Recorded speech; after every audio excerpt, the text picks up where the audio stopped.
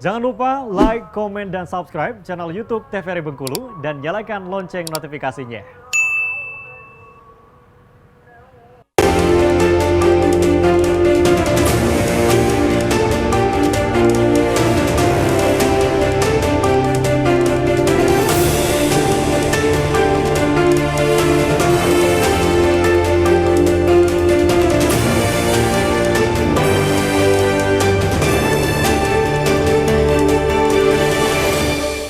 Ya, pemirsa, Anda kembali menyaksikan Brendo TVRI Bengkulu edisi hari ini dengan tema pengawasan pemilu oleh generasi milenial. Nah, sebelum kita membahas perihal pengawasan nih, perlu kita bahas juga terlebih dahulu bahwa bagaimana ingin mengawasi ketika kesadaran politik, kesadaran akan pemilihan itu sendiri tidak ada di tubuh para pemuda hari ini di Indonesia. Maka kita akan bahas lebih lanjut dengan dua narasumber kita, ada Lanai Dampuba dan juga Bang Akselino Fernando Adnan. Saya ingin ke Lanai dulu. Berkaitan dengan pengawasan, sebelum kita masuk lebih jauh dan membahas lebih jauh terkait dengan pengawasan pemilihan umum, tentunya kita harus juga mengulas kesadaran dari pemilih itu sendiri bagi kaum muda. Karena sebelum untuk mengawasi kan artinya ini kesadaran yang sudah ada di tingkat lebih lanjut lah. Artinya kesadaran akan memilih sudah harus tumbuh terlebih dahulu sebelum kesadaran untuk mengawasi pemilihan umum ini sendiri. Sebenarnya seperti apa formulasi yang Lanai hari ini bisa analisa untuk bisa disosialisasikan kepada kaum muda agar lebih antusias dalam pemilihan ini sendiri? Sebenarnya saya tidak sepakat kalau kemudian kaum muda dikatakan sebagai orang yang tidak sadar akan pemilihan umum. Saya menentang pernyataan tersebut. Dikarenakan apa? Menurut saya sebenarnya kaum muda itu sebenarnya paham, dia sadar akan pemilihan umum.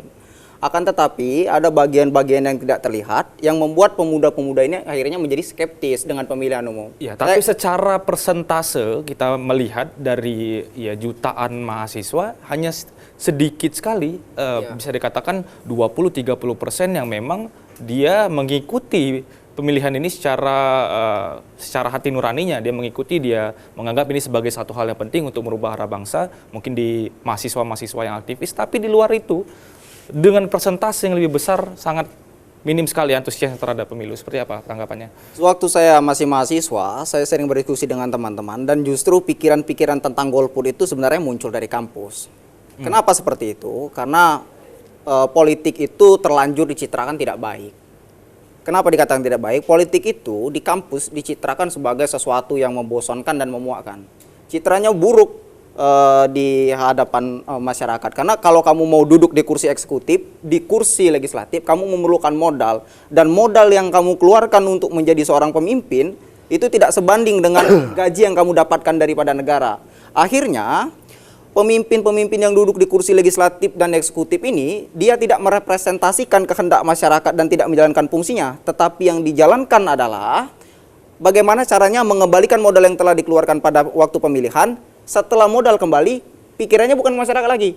Yang dipikirkan adalah bagaimana kemudian bisa menang dan mempunyai modal lagi untuk dalam pemilihan umum selanjutnya. Untuk nyalon lagi? Iya, untuk nyalon lagi. Akhirnya fungsi daripada eksekutif legislatif, fungsi legislatif sebagai pengawas, anggaran, dan juga legislasi itu tidak berjalan dengan maksimal. Fungsi eksekutif sebagai pelaksanaan kekuasaan pemerintahan juga tidak berjalan secara maksimal. Akhirnya apa yang jadi korbannya? Jadinya korbannya masyarakat. Itulah kondisi itulah yang menurut saya yang menyebabkan masyarakat hari ini skeptis dengan pemilihan umum. Tidak ada gunanya. Mau siapapun pemimpinnya, tetap kita sendirilah yang akan menentukan. Kira-kira begitulah pandangan milenial hari ini. Karena orientasinya jadi orientasi bisnis ini ya. Jadi orientasi berkuasa, bukan orientasi untuk mengubah arah bangsa. Seperti itu. Ya, itu yang jadi kacamata kita milenial. Kalau ditanyakan kepada saya memandangnya seperti itu. Oke, saya ingin ke Bang Aksel karena Abang saya baca tadi kurikulum vitae Abang alumni dari SKPP ya Bang. Bisa dijelaskan sedikit Bang SKPP Bang? Seperti apa Bang? SKPP itu jadi Sekolah Kader Pengawas Partisipatif dari Bawaslu RI. Oh, dari Bawaslu RI ya Bang. Oke, berkaitan dengan pembahasan tadi nih Bang. Bahwa sebenarnya golput ini sendiri diawali pemikirannya dari para kaum muda yang sebetulnya memikirkan. Karena sudah beranggapan bahwa ini adalah lahan yang kotor, lahan yang mau tidak mau kita akan ikut sistem yang sudah bobrok. Maka untuk apa kita memilih, untuk apa kita antusias ke sana karena hasilnya akan sama saja. Sebenarnya pemikiran seperti ini lahir karena seperti apa kalau menurut Bang Aksel sendiri? Oke. Kalau pemikiran-pemikiran mungkin bisa disimpulkan kenapa tercipta sampai kaum muda ataupun kaum milenial ini menganggap bahwasanya pemilu itu kotor atau skeptis. Kurang lebih saya hampir sepakat dengan pernyataan Lanai. Tapi memang ada beberapa hal yang menjadi garis bawah kita bersama. Garis bawah bahwasanya memang ada beberapa faktor yang menyebabkan anak-anak muda ataupun kaum milenial pada hari ini itu tidak memikirkan bahwasanya memang pemilu ataupun memilih untuk pemimpin masa depan bagi bangsa ini itu sebenarnya itu dikarenakan memang anak muda ini udah bahasanya udah diracuni, udah disuapin hal-hal yang berbau-bau bahwasanya memang politik itu kayak gini, politik itu kayak gini. Padahal itu gelap, iya, gitu. Padahal memang politik itu enggak kayak gitu. Atau memang karena prakteknya seperti itu Bang di lapangan sehingga ya membuat para kaum muda jadi antipati. Ngapain aku ikut pada ranah yang memang tidak seharusnya aku ada di sana. Bisa jadi memang prakteknya seperti itu. Benar. Kalau memang seperti itu saya no comment juga, tapi memang ada beberapa hal yang bisa kita diskusikan pada sore hari ini. Bahwasanya memang politik itu kan kita hidup pun berpolitik seperti itu. Jadi saya rasa memang antipati ataupun apalah yang dideskripsikan mengenai anak muda terhadap pemilu sekarang itu tuh agak inilah menurut saya pribadi kurang kenal.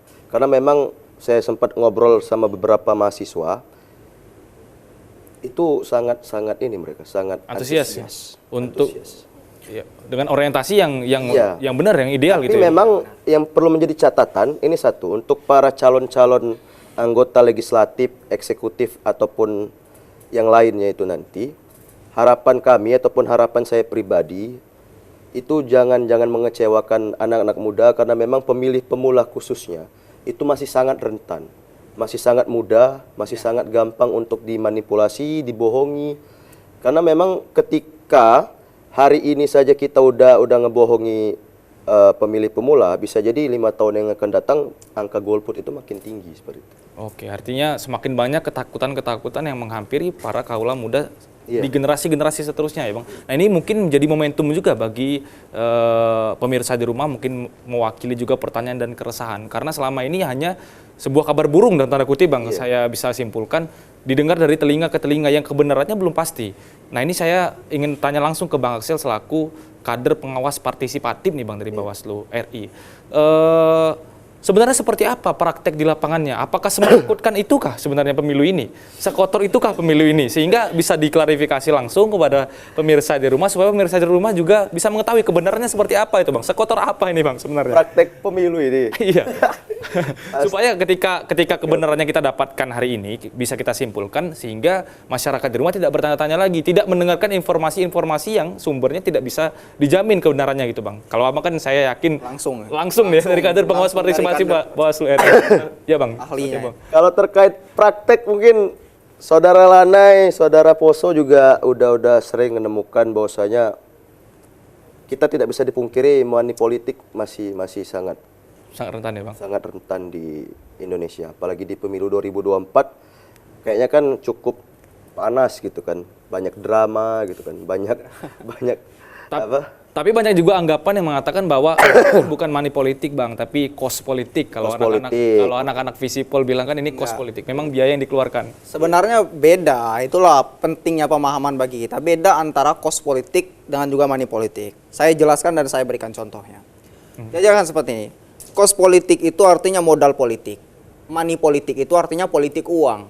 Cost politik itu biaya yang dikeluarkan untuk pencalonan. Jadi kalau kita mau calon, biaya-biaya yang legal kita keluarkan untuk spanduk, untuk kampanye, untuk turun ke masyarakat, itu disebut sebagai kos politik. Jadi kalau kamu mau nyalon sebagai calon Dewan Perwakilan Rakyat Daerah, Dapil Bengkulu misalnya, terus kamu pasang banner di seluruh tempat ada Bengkulu, itu konstitusional, sah, tidak bertentangan dengan hukum, diperbolehkan. Itu disebut sebagai kos politik. Tapi money politik ini beda. Money politik ini dia bertentangan dengan ketentuan peraturan perundang-undangan, bertentangan dengan peraturan perundang-undangan pidana bertentangan juga dengan Undang-Undang Nomor 7 Tahun 2017 tentang pemilihan umum. Jadi kita tidak boleh menyamakan antara kos politik dengan money politik. Money politik tuh gini, kamu datang ke masyarakat, saya punya uang, misalnya satu masyarakat dibayar 100 sampai dengan 200 ribu, nanti tanggal 14 Februari, Pilih nyoblos saya. saya. Partai ini logonya gini, ini dititipkan stiker, terus dikasih uangnya, itu namanya itu money politik. Praktek-praktek seperti itu yang ya, masuk. praktek seperti itu yang dikatakan sebagai money politik. Makanya kalikan saja misalnya kalau kita mau 1.000 pemilih, mau kita dapatkan dikalikan dengan 200 ataupun 300 ribu, sudah berapa yang dikeluarkan? Oke, nah ini juga yang menjadi pertanyaan dan seringkali menjadi abu-abu di tengah masyarakat. Terkadang kan karena masyarakat di perkotaan dan masyarakat di pedesaan, di dusun-dusun itu kan berbeda aktivitasnya. Di kampung-kampung misalnya sebagian besar sebagai petani. Setiap harinya maupun hari kerja dan hari libur itu ya bertani kegiatannya. Iya. Maka seringkali dibelokkan, seringkali para mohon maaf calon legislatif ini Ya. mengatakan oh ini uang mengganti uang ke kebun katanya. Ini seperti apa supaya jangan abu-abu juga pemirsa di rumah menganggapnya. Bang Aksel atau Bang Lanai ingin menjawab? Bang Aksel. Atau uang ganti untuk ini. Iya, ke kebun, Bang. Ya, uang pengganti hari. Iya, Jadi kan- hari itu nggak dikerja, dibayar sama caleg. Ya karena beberapa calon-calon legislatif bahkan menyampaikan secara langsung ini bukan money politik katanya. Itu seperti apa sebenarnya Bang dari segi pengawasan sendiri?